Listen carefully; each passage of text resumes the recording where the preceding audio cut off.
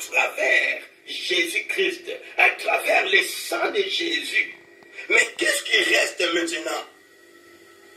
Ton mode de vie doit devenir la même que la position que le Père te regarde. Pour bien t'expliquer, ça veut dire que il y a un terme que beaucoup des enfants de Dieu, nous connaissons très bien, les serviteurs de Dieu. Là où tu es, tu connais ça très bien. L'apôtre Paul dira ceci: si moi je vis, ce n'est plus moi qui vis, mais c'est Christ qui vit en moi. Ça veut dire quoi? C'est-à-dire que cet apôtre Paul-là, avant il s'appelait Saul de Tarse. Mais quand il va rencontrer le Seigneur, alléluia, il va rencontrer le Seigneur, il accepte ce que Jésus lui a dit. Parce que vous connaissez l'histoire que dans le chemin d'Emmaüs, une lumière frappa sur lui, qu'il ne voyait plus rien, il est devenu aveugle. Jusqu'à ce que les écailles ont tombé, que Ananias a prié pour lui, les écailles sont tombées. Ça veut dire il a accepté Jésus dans sa vie. Et qu'est-ce qu'il a fait? Il ne voulait plus rester la même personne, le même Saul qu'il était. C'est-à-dire il a donné toute sa vie au Seigneur. Il a abandonné tout ce qu'il faisait avant. Et il a commencé à suivre les instructions du Seigneur, à vivre selon le Seigneur. C'est-à-dire que sa mode de vie était devenue la même que la position que Dieu maintenant lui regardait. Mais plusieurs enfants de Dieu, selon la position que Dieu te regarde, tu es saint. Mais cet été ne se marie pas avec la vie que tu vis. Ça veut dire que tu es saint selon l'œuvre de la croix. Mais ta façon de vivre, le mode de vie n'est pas la même. C'est-à-dire qu'il n'y a pas la comparaison. Tu vis autrement.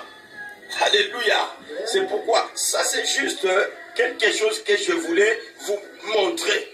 Alors, qu'est-ce qu'il va faire? Dieu te regarde, tu es saint, mais ta mode de vie, ce n'est pas la vie de la sainteté. Ça veut dire que tu n'es pas transformé. Alors, comme tu n'es pas transformé, c'est juste la position. Si tu es saint, c'est seulement que par la position, et non selon ce que tu dois être. Tu ne vis pas pour Jésus. Quelqu'un qui n'est pas transformé ne vit pas pour Jésus. Il marche selon sa façon. Il est saint parce que Jésus-Christ a fait l'œuvre sur la croix. C'est par le sang de Jésus qui nous couvre, le sang de Jésus qui nous a purifiés, le sang de Jésus qui nous a introduits dans la famille de Dieu. Mais ta mode de vie, elle est différente. Alors, je vous promets que c'est un enseignement qui est très profond. Je parlerai de la position et de la vie qu'on doit vivre. Je parlerai de ça pour te donner les éléments qu'il faut. Parce que, bien aimé, écoutez très bien. Ceux qui sont transformés deviennent les amis de Dieu, deviennent les enfants qui écoutent même la voix du Père. Parce que le Père, là, nous parle. Le Père nous révèle des choses. Quand on est transformé, on est des amis. Vous savez, l'histoire d'Abraham. Dieu, il passait pour détruire Sodome et Gomorrhe. Mais jusqu'à ce qu'il a dit, est-ce que je dois cacher ce que je dois faire à Abraham? Pourquoi il va révéler ça à Abraham, pas à une autre personne? Parce qu'il y a des gens qui vivaient avec Abraham. Il va révéler à Abraham parce que Abraham marchait avec Dieu. Abraham était devenu l'ami de Dieu. Alors il y a une grande bénédiction quand on commence à donner nos vies au Seigneur, de lui dire, Seigneur, transforme-moi. Voilà. Cette explication, je pense que bien aimé, tu es béni. Je pense que tu commences à rentrer dans la matière. La transformation, c'est pour notre propre bénédiction, afin que nous puissions vivre la gloire de Dieu, la puissance de Dieu pleinement dans nos vies. Et vivre la puissance, la main de Dieu. Nous avons lu le jeudi dernier dans 2 Chroniques 15, ça veut dire 2 Chroniques chapitre 15, verset 1er. On avait dit ceci, sans la vraie transformation, il y a un écart entre nous et Dieu. Et on ouvre une grande porte pour les angoisses, les détresses, les troubles. Alléluia. Oh, mais la volonté de Dieu, est-ce que tu vis dans les troubles? C'est pourquoi le premier cantique que nous avons écouté ici, on nous dit, oh Dieu, tu es merveilleux, tu es tellement grand, que ton nom est tellement grand. Alléluia. Écoutez mes bien-aimés, je suis là, je suis là, je suis là, je suis là. Écoutez-moi bien. Gloire à Jésus. Gloire à Jésus. Il est tellement merveilleux, ce Dieu.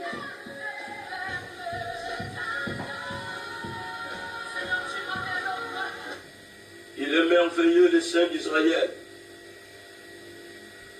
Il est Dieu, le Tout-Puissant.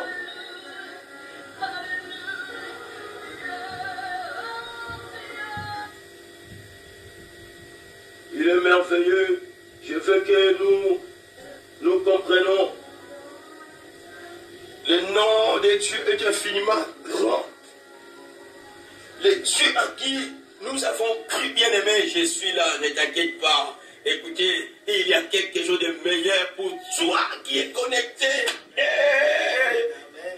Parce que ce que je suis en train de donner, c'est pour ouvrir la grâce aux enfants de Dieu. Afin que Dieu commence à travailler dans ta vie. Si tu veux que Dieu commence à travailler dans ta vie, si tu veux que Dieu commence à bénir ta vie, si tu veux que Dieu commence à se manifester dans ta vie, bien-aimé, ben, moi je le dis toujours, peu importe les combats, parce que ceux qui sont appelés à Dieu, ceux qui sont choisis par Dieu, l'ennemi ne les aime pas. L'ennemi ne les aime pas parce qu'ils apportent quelque chose. Et quand l'ennemi, parce que l'ennemi ne les aime pas, il le combat. Alors je suis en train de dire, ils te feront même la guerre. Et ils ne vaincront pas. Parce que notre Dieu est infiniment grand. Ah, ça me donne la joie, bien-aimé. Ça me donne la joie de servir le Seigneur. Ça me donne la joie de venir t'apporter quelque chose de la lumière. Écoutez, peut-être que ça fait 15 ans, ça fait 20 ans que tu es dans une assemblée. Tout ce que tu as entendu, quelquefois tu te demandes, mais est-ce que c'est vrai ou faux? Non, la parole de Dieu, elle est vraie. Peut-être la seule chose, ils ne t'ont pas donné le principe de comment vivre la vie spirituelle. Comment marcher avec Dieu. C'est-à-dire, Dieu ne marche pas selon ce que nous voulons. Tu es l'enfant de Dieu dans une assemblée, tu es resté longtemps, mais il n'y a rien qui se passe dans ta vie. Dieu ne marche pas comme nous voulons, mais nous devons nous adapter à la vie de Dieu. Alléluia. Bien, voilà. Sans la vraie transformation, il y a un écart entre toi et Dieu. Si toi tu ne te laisses pas que le Seigneur travaille ta vie, le Seigneur ne travaillera même pas ta finance. Si toi tu ne te laisses pas que le Seigneur te brise, que le Seigneur commence à te tailler, que le Seigneur commence à te transformer, te donner une forme, bien aimé, si tu ne te laisses pas, le Seigneur ne va pas transformer d'autres choses qu'il faut transformer, qu'il faut changer dans ta vie. Alors tu veux les changements, laisse que le Seigneur change ta vie. Maintenant, écoutons. Écoutons ça, bien-aimés. Nous allons lire la parole de Dieu aujourd'hui dans les psaumes. Psaume 8. Le psaume 8 nous dit ceci. Écoutons bien, bien-aimés. Alléluia, Dieu est tellement merveilleux. Le psaume 8 nous dit ceci. Au chef des chantres sur les petites psaumes de David. Alors, ça commence au verset 2. Éternel notre Seigneur, que ton nom est magnifique sur toute la terre. Alléluia. Sa majesté s'étend sur toute la terre. Sa majesté s'étend au-dessus de tout. Son nom est infiniment grand, l'Éternel. nous lui devons l'adoration, nous lui devons la louange, nous lui devons tout, bien-aimé. Alors, on nous dit ici, le verset 2, Éternel, notre Seigneur, que ton nom est magnifique sur toute la terre. Ta majesté s'élève au-dessus des cieux. Ah, gloire à Jésus. C'est la même chanson qu'ils sont en train de chanter, donc bien aimé, cette chanson d'adoration. Alors, le verset 3 dit, par la bouche des enfants et de ceux qui sont à la mamelle, tu as fondé ta gloire pour confondre tes adversaires, pour imposer silence à l'ennemi. Je dis silence à l'ennemi, c'est la parole de Dieu qui me le dit. C'est-à-dire que ce que le Seigneur fait, c'est pour imposer à l'ennemi silence. Il dit ceci, il a mis sa louange et sa gloire aux bouches de petits enfants et de ceux qui sont au mamelles. Pour dire que bien aimé, toi tu es grand en taille ou en âge. Peut-être que tu ne sais pas encore adorer Dieu. Peut-être que tu ne sais pas encore louer Dieu. Parce que Dieu, il reçoit une adoration qui lui est due. C'est-à-dire une adoration qui lui est donnée avec un cœur sincère, un cœur transformé. Bien aimé qui est en train de m'écouter, peut-être tu chantes dans une équipe d'adoration, dans une assemblée. Peut-être que tu es un chanteur comme tu sais. Mais dans la forme, tu es chrétien. Mais selon ta vie, tu ne l'es pas. Tu ne l'es pas encore. Ta vie, tu ne l'as pas encore donné au Seigneur. C'est un message pour toi. Parce que quand seulement ta vie est de transformer, ta bouche, bien-aimée, le feu de Dieu commencera à sortir de ta bouche. Tes chansons, quand tu chanteras, tu es en train d'adorer, tu vas conduire le cœur du peuple de Dieu dans la gloire, dans la présence de Dieu. Et ce peuple de Dieu commence à adorer le Seigneur. Maintenant, ce n'est pas ça notre message d'aujourd'hui. Là, je suis en train de venir pour t'expliquer, bien-aimé, quand nous sommes ce que Dieu veut que nous soyons, comment les choses se passent dans la présence de Dieu. C'est-à-dire que tu deviens important, nous devenons importants dans la présence du Seigneur. Parce que ce que nous faisons, nous le faisons de manière que lui il le veut. Mais écoutez ceci. Quand je contemple les cieux, ouvrage de tes mains, la lune et les étoiles que tu as créées, écoutez bien aimé. Le verset 5. Qu'est-ce que l'homme pour que tu te souviennes de lui? Moutouazanani. Le psalmiste, il rentre dans le spirituel. Il commence à voir la grandeur de Dieu, la majesté de Dieu. Il commence à voir des grandioses choses. Bien aimé, tu sais, une étoile, elle est plus grande que la terre. Il commence à voir ces choses-là, il commence à contempler les merveilles de Dieu. Il dit ceci dans son cœur, qu'est-ce que l'homme? Moutouazanani po yawa kanisa yo. Yo moutouazanani po yawa pesa yo faveur. Ça veut dire qu'il voit la grandeur de Dieu et il voit les merveilles de Dieu, ce que Dieu a créé. Et il se compare, il dit, mais finalement, je suis rien du tout. Bien aimé, je suis en train de te dire que si Christ et Jésus n'étaient pas venus, nous ne sommes rien, bien aimé, sans Jésus-Christ. Tu penses que un palais peut te donner la valeur? Non. Ça c'est aux yeux des hommes, mais spirituellement, peut-être que tu es là, tu es un homme sans valeur. Tu peux avoir la valeur vis-à-vis des gens, mais ces hommes-là, tu sais, si aujourd'hui tu n'es pas vivant, ils t'appelleront comment? Un cadavre. Ils t'appelleront plus Monsieur Antoine, je ne sais pas comment tu t'appelles, Madame Joséphine. mais t'appelleront un corps. Regarde le corps qui est là. Ça dit que tous ces honneurs que tu avais, les honneurs là ne plus. Alors, tu peux être grand par rapport aux hommes, mais spirituellement, dans le monde spirituel, tu n'es rien. Il comprend ces choses-là, bien-aimé. C'est pourquoi je t'amène dans la présence de Dieu.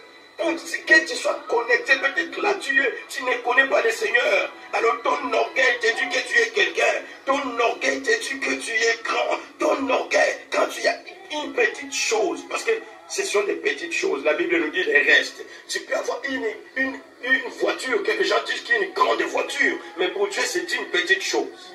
C'est le reste, ça. Le reste, c'est quelque chose qu'on peut mettre à côté, qu'on peut jeter. Peut-être que pour ça, toi, tu te considères. Non, ce qui fait que l'homme soit un homme de la considération. Quand Jésus-Christ, ce qui a de la valeur, rentre dans l'homme. Bien-aimé, quand Jésus est rentré dans ta vie, le monde spirituel, c'est lui qui marche avec le Seigneur. Le monde spirituel, même le monde de musique, quand ils te regardent, ils te disent non, cette personne-là, il est tellement grand. Et je le dis toujours, ce n'est pas même la Bible que tu amènes qui peut te faire grand. Si Jésus n'est pas dans ta vie, si toi, Jésus, n'agit pas en toi, si tu n'es pas transformé, le monde spirituel est en train de te voir que tu n'es rien du tout. Est-ce que quelqu'un me comprend? Sois béni, toi qui comprends bien aimé, sois béni au nom de Jésus-Christ de Nazareth. Jésus est en train de dire que ta valeur, c'est le Dieu majestueux, le Dieu vivant, le Dieu tout-puissant, le Créateur, qui te donne la valeur. Mais écoutons, qu'est-ce qu'il dit? Qu'est-ce que l'homme, pour que tu te souviens de lui? Et le Fils de l'homme, ça veut dire le Fils de l'homme, qu'est-ce que l'homme? Il est en train de voir d'où l'homme a été tué. Qu'est-ce que le Fils de l'homme pour que tu prennes garde à lui? Écoutez maintenant, tu l'as fait de peu inférieur à Dieu et tu l'as couronné de gloire et de magnificence. Tu lui as donné la domination sur les œuvres de tes mains. Et tu as tout mis sous ses pieds. Alléluia. Dieu le vivant. Mais qui, bien-aimé, Jésus-Christ est ressuscité d'entre les morts. C'est-à-dire que, dans d'autres termes, là où il dit, il a fait peu inférieur. Peu inférieur, je vais te dire ça dans le français courant afin que tu puisses comprendre. Nzambe boyo zamonene.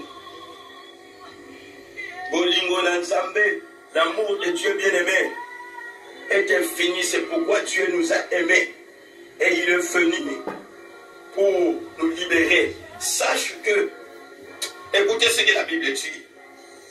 J'ai dit, qu'est-ce que l'homme pour que tu te souviennes de lui et le Fils de l'homme pour que tu prennes soin de lui. Tu l'as fait de peu inférieur à Dieu et tu l'as couronné de la gloire, de l'honneur. Tu lui as donné la domination sur les œuvres de tes mains. Alléluia. Oh, mes bien-aimés, écoutons très bien. Écoutez très bien. Dieu est tellement merveilleux. Dieu est tellement amour, c'est Dieu. C'est-à-dire que même les anges qui sont créés, puissants, mais Dieu, il nous a donné la valeur. C'est pour dire que, bien aimé, sans Dieu dans ta vie, tu n'as aucune valeur. Les hommes te voient que tu as de la valeur. Mais dans le spirituel, dans le monde, c'est pourquoi vous voyez qu'il y a beaucoup de chrétiens.